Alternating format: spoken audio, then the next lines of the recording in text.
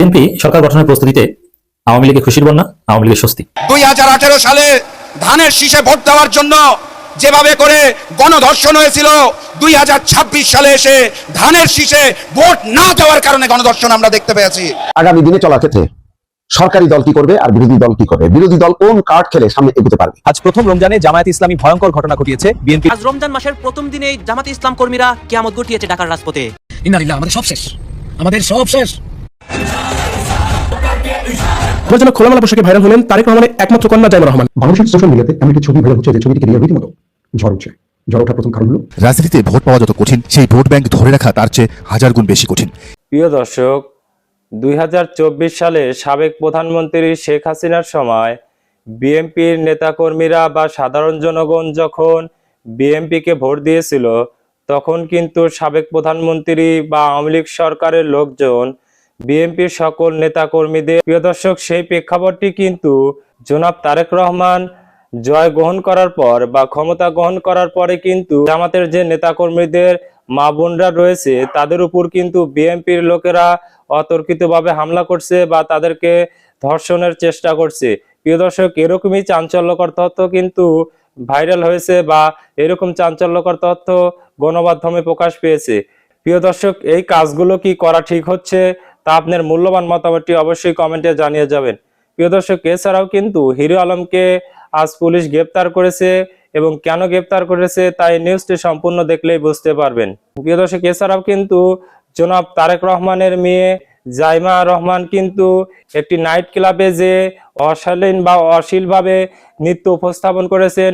প্রিয় দর্শক, সেই নৃত্যটি কিন্তু সোশ্যাল মিডিয়ায় ভাইরাল হচ্ছে। প্রিয় দর্শক, সেই নৃত্যটিও দেখতে পারবেন আজকের নিউজটিতে।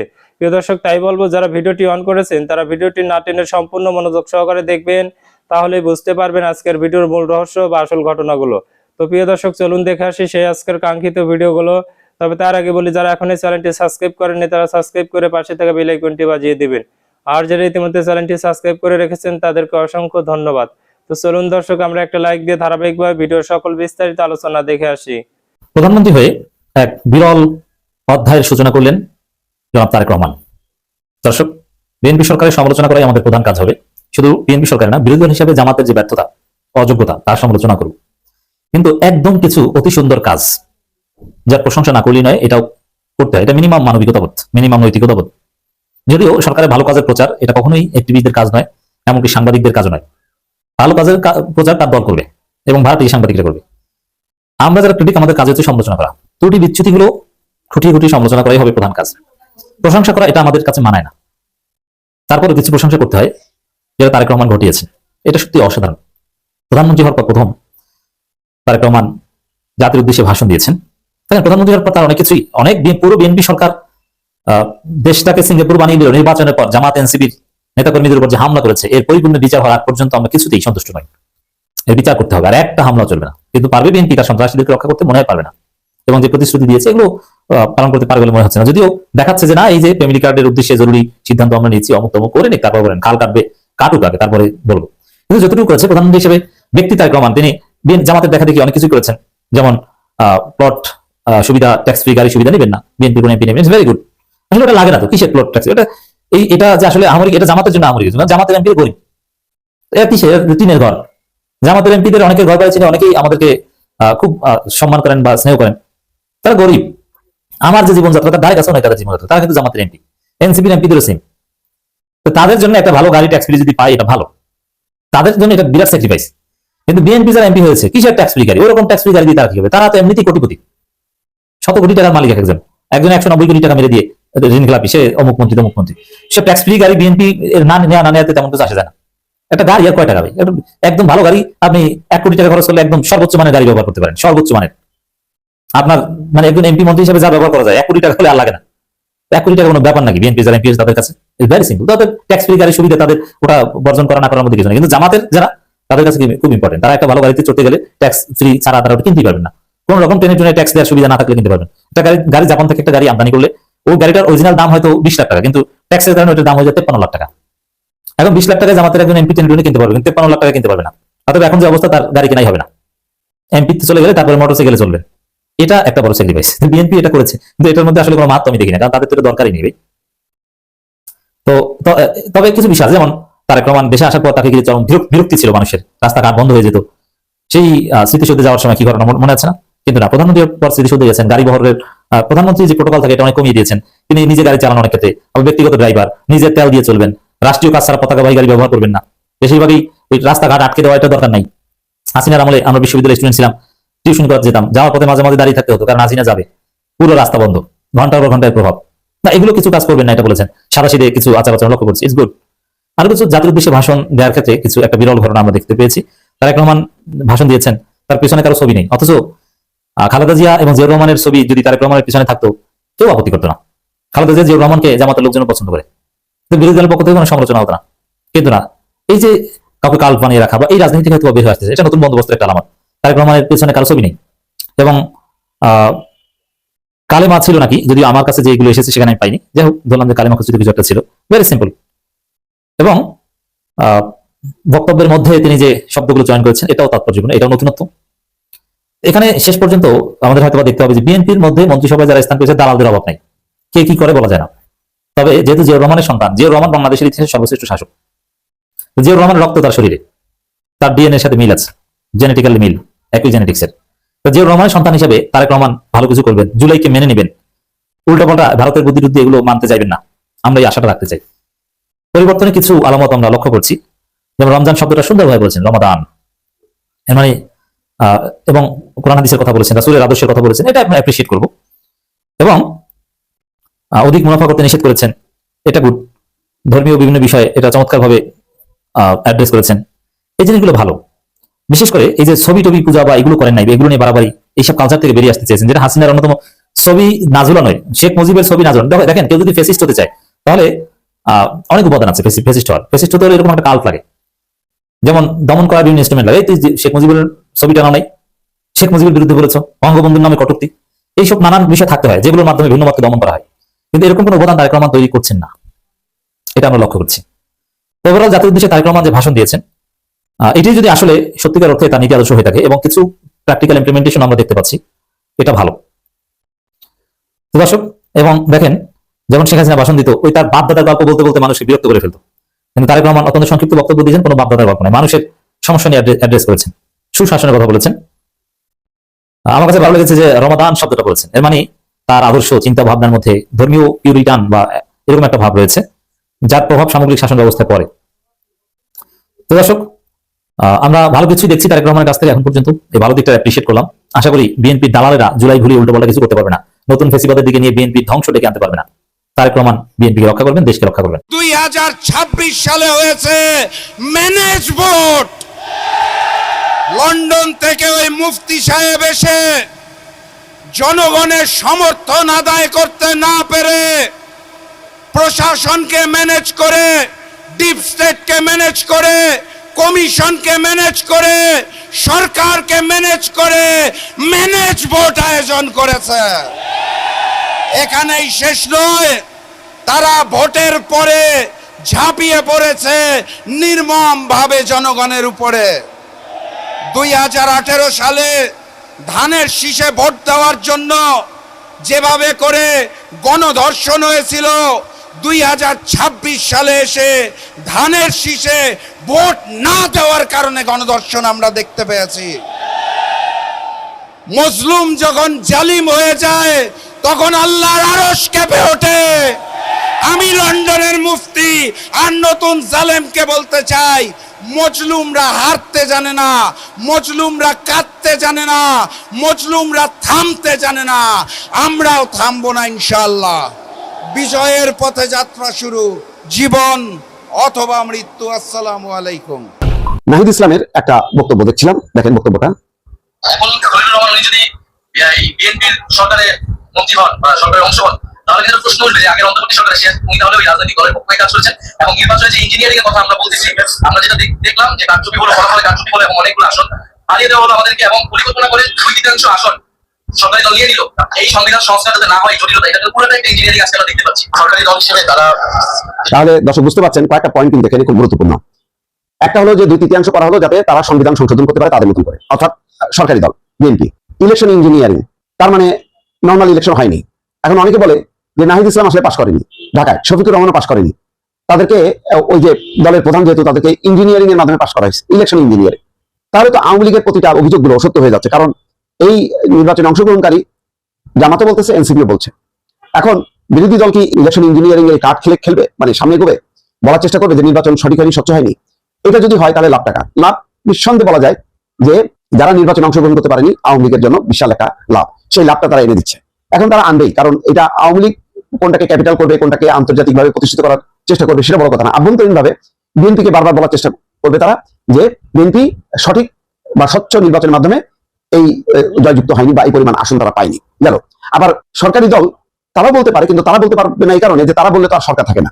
তারা বলতে পারে যে এই যে নাহিদ ইসলাম কিভাবে পাশ করে, তারা এনসিপি যেখানে 2টা আসন সর্বোচ্চ পাওয়ার কথা 6টা আসন পায় কি করে, এখানে ইঞ্জিনিয়ারিং করা হলো কিনা, এই সমস্ত কথাগুলো বলতে পারে, কিন্তু সরকারি দলের মুখ এখানে বন্ধ।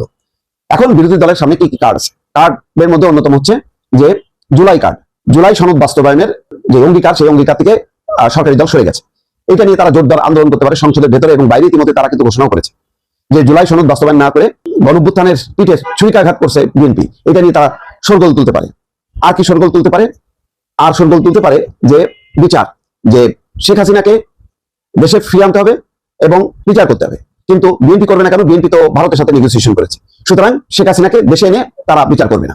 ইতিমধ্যে মির্জা ফখরুল ইসলাম আলমগীর একটা কথা বলেছেন যে দিল্লিতে শেখ হাসিনা অবস্থান ভারত এবং বাংলাদেশের সম্পর্কের ক্ষেত্রে অন্তরায় হবে না। অর্থাৎ দিল্লিতে থাকলেও শেখ হাসিনা বাংলাদেশ আর ভারতের মধ্যে সম্পর্কের ক্ষেত্রে এটা বাধা হবে না, এটা সম্পর্কটা বাড়বে।